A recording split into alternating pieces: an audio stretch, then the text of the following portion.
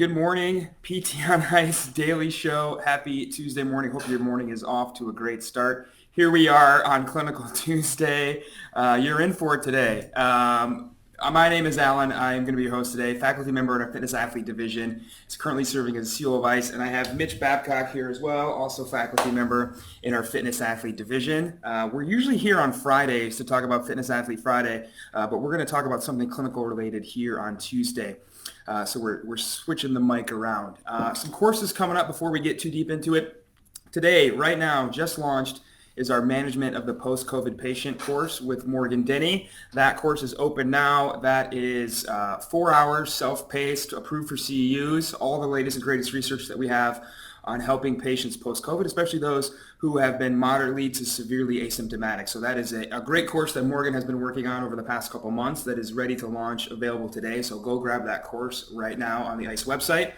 This weekend, we have Modern Management Older Adult live in Kansas City with Dustin Jones and Alex Germano.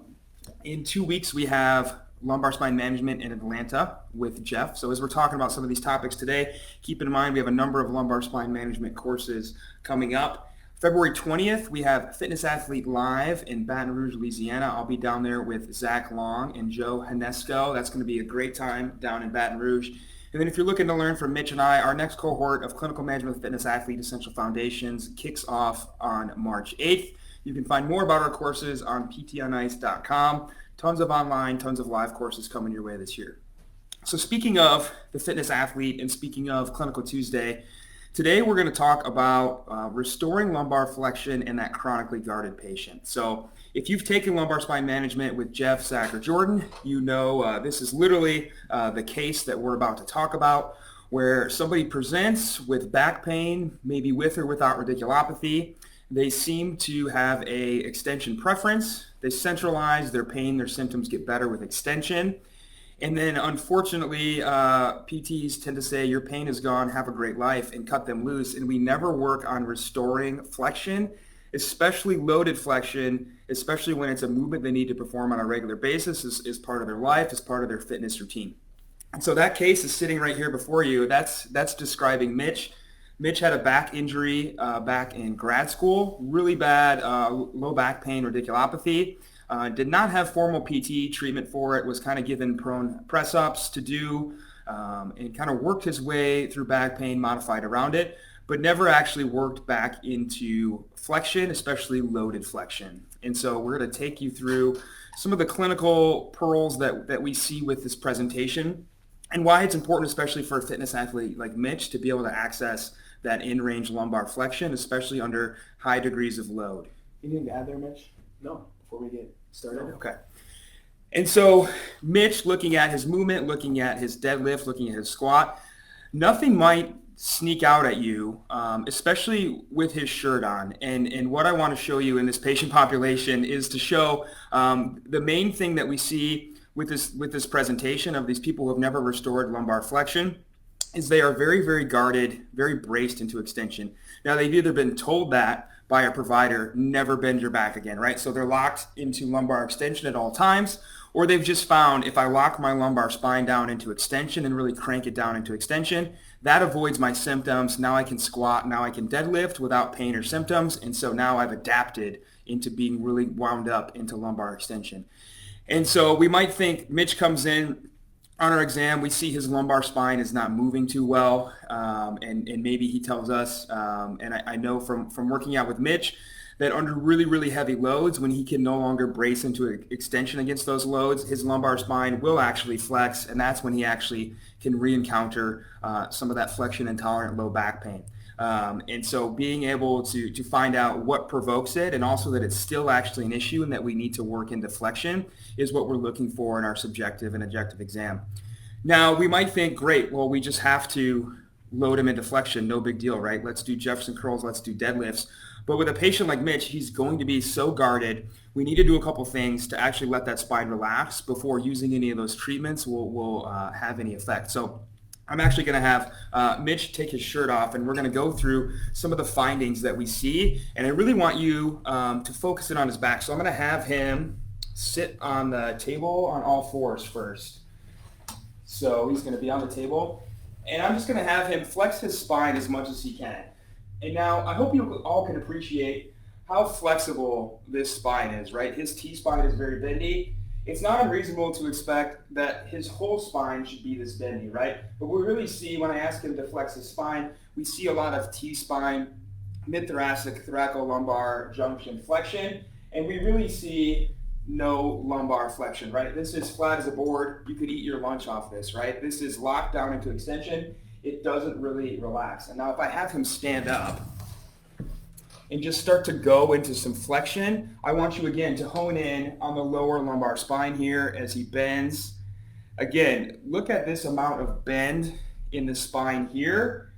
Nothing here, right? Again, flat as a board, fully wound up into an extension, pure flat, not flexed at all, very, very guarded and locked up into extension. And so Mitch can relax for a second. So I want you to appreciate how much flexion he has across his spine that at one time, no doubt, he had in his lumbar spine as well before his injury. That's simply not there now. He is not able to relax that lumbar spine volitionally. So giving him a kettlebell, especially not looking for that and not even addressing that, giving him a kettlebell and saying do some Jefferson curls is going to be a really great hamstring stretch for somebody like Mitch. It's not going to address that lumbar flexion deficit at all. And so we like to do a couple of things. We like to needle and really fire up that part of the spine. And I'll tell you, Mitch probably hates needling in his spine more than anywhere else. Is that fair? He will do anything to get out of having some needles in his lumbar paraspinals there. It's just a very sensitive area. But that's probably what he needs to really fire up those muscles and get a change in the input there. I also like to do cupping along the paraspinals, but not just cupping where you put the cups on and walk out the door and go do some notes or work with a different patient, but what folks in the cupping world would call myofascial decompression, which is to throw the cups on and actually get some active movement in there. So we're actually going to do that right now. Mitch is going to lay prone for a second. We've got a cupping set here. I'm sure some of you have these. This little vacuum gun and some cups. And so bring you a little bit closer to the table here. Without knocking anything over.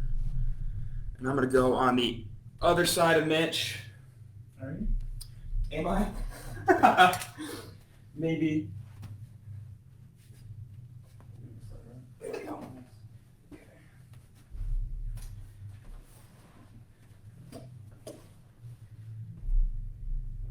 So just a little lotion here in this part of the back that does not like to bend.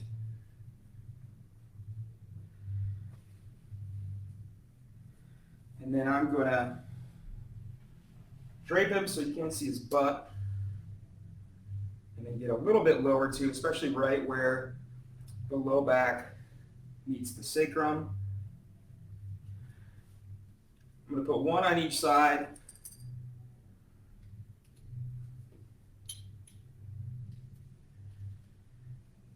And now I don't want to really crank these down because I want Mitch to be able to do some active movement with these, right? So I'm not going to vacuum seal the heck out of these because I want him to actually be able to move both on the table and then standing up in a little bit once we got this on. So changing some input into the back.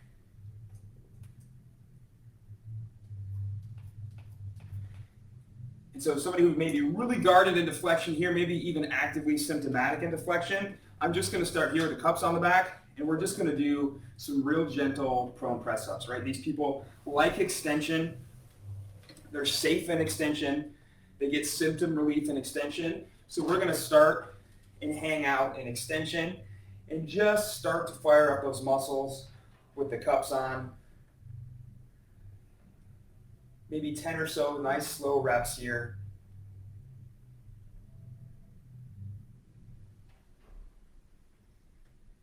And then I'm going to have Mitch progress. I'm going to have him get on hands and knees on the table. And now I just want him to do some cat-cow or cat-camel, whatever you call it, cat-cat. But I want him to really now, we can start to appreciate we're getting a little bit of lumbar flexion there. Still a lot of T-spine, but really we're starting to see a lot of lumbar flexion, which we like to see. And just moving nice and easy we have the cups here. Mitch, I want you to focus on bending here, about flexing, bending this part of the spine where you feel the cups. The rest of the spine is going to bend. I don't care about that. But now we are actually starting to get some lumbar flexion, which is what we want. So again, just some reps here, having them work back into an extension as well on all fours. That's usually their safe spot. And now we can really appreciate the amount of lumbar flexion we're getting now. We can see the cups moving apart. We're getting a lot more motion through the lumbar spine. These muscles are starting to let loose a little bit, getting a little bit red. We know some blood flow is going on there as well.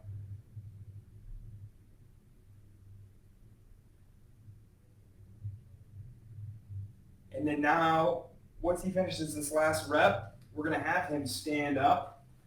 We're not going to go to a Jefferson curl quite yet. Now we're just going to do some active flexion and standing with the cups on. So same thing, honing in on the low back, and he's just going to sink as far forward towards the ground as you can, Mitch. Really try and relax here where you feel these cups. Relax, relax, relax. And now we're really starting to get some segmental relaxation of the lumbar spine, which is exactly what we're going after here, which he could not show us just asking him to bend forward initially. And so here standing, no load yet. Monitoring for symptoms, of course. We know here he's asymptomatic. So really just having him try to relax that lumbar spine where he feels these cups and trying to encourage some actual lumbar flexion. Again, this is important for Mitch to access and load this area. Nice. Getting some good motion there now. We knocked the cups off. So now we know we're really getting some good flexion on board. Now, before we add load, you all can't see it, but we've got a little 12-inch box here on the ground. So Mitch is going to stand up on the box, and that's going to give him a deficit. And so before we add the load, same thing. Mitch, relax here. Think about relaxing your spine, segment by segment by segment by segment, trying to relax as deep as you can into that stretch. We know we're knocking some cups off, so we're getting some really deep lumbar flexion here. You can appreciate this looks different than a hip hinge, right? Before he was really showing us a hip hinge with a low back, really guarded, really flat back. We've really got some relaxation going on board right now, especially the higher lumbar segments. And as long as Mitch feels comfortable here, is asymptomatic, is able to tolerate this deep lumbar bend, now we're going to add that load of the Jefferson curl and really let that load pull him into some deeper lumbar flexion and start to load into lumbar flexion. And so we've got a kettlebell right here. Early on, we don't need to go too heavy, right? We don't need to load him up with a 315-pound barbell Jefferson curl, just a moderate kettlebell. We got a 26-pounder here in his hands. Same cues. Mitch, slowly let that kettlebell stretch you forward. Try and think about relaxing here, segment by segment. There we go. All the way down. If you feel like you can go in front of the box, then let that kettlebell pull you in front of the box. And now we are quite deep into the deficit, and we are quite deep into lumbar flexion now as well. And so this is something Mitch actually works on before he works out, is some deficit loaded Jefferson curls. Trying to warm up the back somehow beforehand though and really loosen up these tight muscles can be really beneficial versus what we saw when Mitch first started out, which is just try and bend forward with that completely extended locked out lumbar spine and just a hinge at the T-spine. So now we're nice and deep, kettlebells touching the floor. We could either go heavier or even go to a higher deficit and keep progressing Mitch through this loaded Jefferson curl. And this is going to be homework for a patient like this of hey, I know at home you have steps or stairs in a paint can. You're going to do some paint can Jefferson curls off the stair. Ideally, we're doing this in their first bout of physical therapy care, right? We're not letting them leave until we restore loaded flexion. But this is what this patient presents like in the clinic when it's not addressed or when all we do is get rid of symptoms, but we never restore flexion. They show up with this guarded low back, which can affect things. Maybe they have negative beliefs about bending forward ever again. And so this is how to progress that patient who's super guarded, never relaxes their lumbar spine, taking them into unloaded and loaded deep ranges of lumbar flexion to improve not only symptoms when they do happen to bend forward under load, but in stuff like the gym when Mitch catches a heavy clean or does a heavy squat or a heavy deadlift, getting that lumbar spine to be able to flex and bend as needed. So that's what that patient looks like. That's how we address it here in the clinic. Happy to hear any comments or discussion you all have about this, but this is how we address it here at Health HQ. Anything to add? No. Okay. Awesome. Great. This is something Mitch needs a lot of, and this patient population can benefit a lot from it, especially getting them in, getting some cups on, some needles, something really quick, 5 to 10 minutes, and then taking them through this progression can be really beneficial. This can either, again, be at the end of their initial plan of care where you've taken away symptoms and you're restoring it, or they come into the clinic with that occasional low back pain, and you see that presentation really stiff with prone PA, lack of flexion under active movement. This is how we get after it in the clinic. So hope this was helpful. Have a fantastic Tuesday. Have a great week. If you're going to be, look at that spine, goodness. If you're going to be in Baton Rouge in 2 weeks, I will see you there. If you're going to be in Virginia in a couple weeks, Mitch will see you there in Norfolk, Virginia. Have a great Tuesday. Bye, everybody.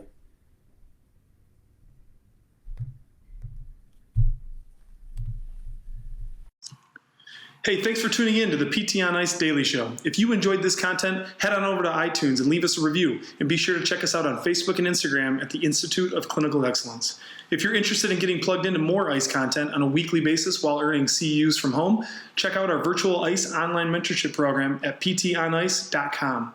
While you're there, sign up for our Hump Day Hustling newsletter for a free email every Wednesday morning with our top 5 research articles and social media posts that we think are worth reading. Head over to ptonice.com and scroll to the bottom of the page to sign up.